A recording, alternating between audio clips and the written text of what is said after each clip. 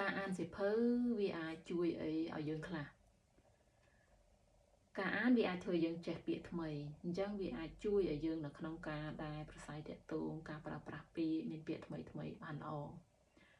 មួយទៀតហ្នឹងគឺការអានគឺជួយឲ្យយើងមានន័យថា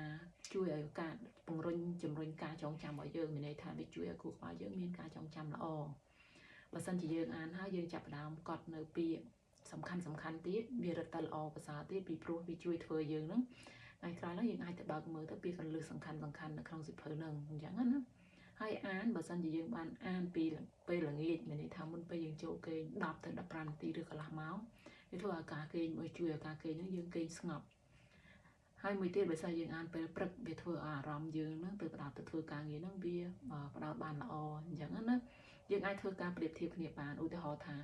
ក្នុងព្រឹកមួយដែលយើងងើបឡើងយើងចាប់ផ្ដើមអានពី10ទៅ15នាទីឬកន្លះម៉ោង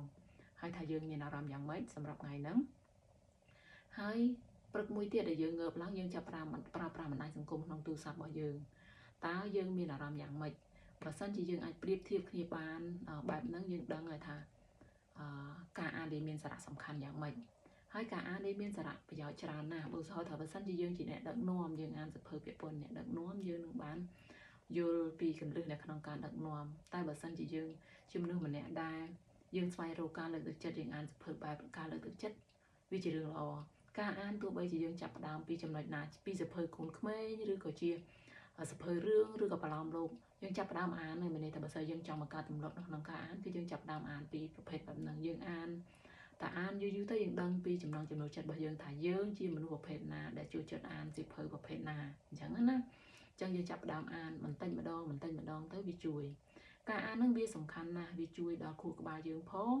វាជួយបង្កើនការចងចាំយើងផងហើយទោះបីជាប្រទេសដែលគេមានការរីកចម្រើនប្រហែល100ឆ្នាំក៏ដោយប៉ុន្តែគេនៅតែមានការអានច្រើនកាលណាមានការអានច្រើនមានអ្នកនិពន្ធច្រើនពីព្រោះយើងមានតម្រូវការនៅក្នុងការដែរអានហើយយើងត្រូវការទិញសៀវភៅដើម្បីយកមកមើលអញ្ចឹងណាពីព្រោះការអានហ្នឹងវាជួយដល់យើងច្រើនឧទាហរណ៍ថាយើងមាន stress យើងតានតឹងអីអញ្ចឹងយើងមិនអាចទៅរកមិត្តភ័ក្តិណាដែលគេមកស្ដាប់រឿងរ៉ាវរបស់យើងបានទេប៉ុន្តែបើសិនជាយើងរកសៀវភៅត្រូវនឹងយើងអាចអានហើយយើងអាចស្ដាប់ពីគន្លឹះនៅក្នុងការដោះស្រាយបញ្ហាពីអ្នកនិពន្ធនៅក្នុងហ្នឹងគឺវាល្អមែនទែនអញ្ចឹង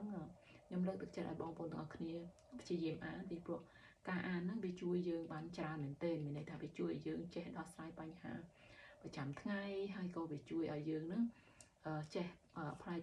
ចេះគន្លឹះផ្លែកនៅក្នុងការដោះស្រាយបញ្ហាដែរអញ្ចឹង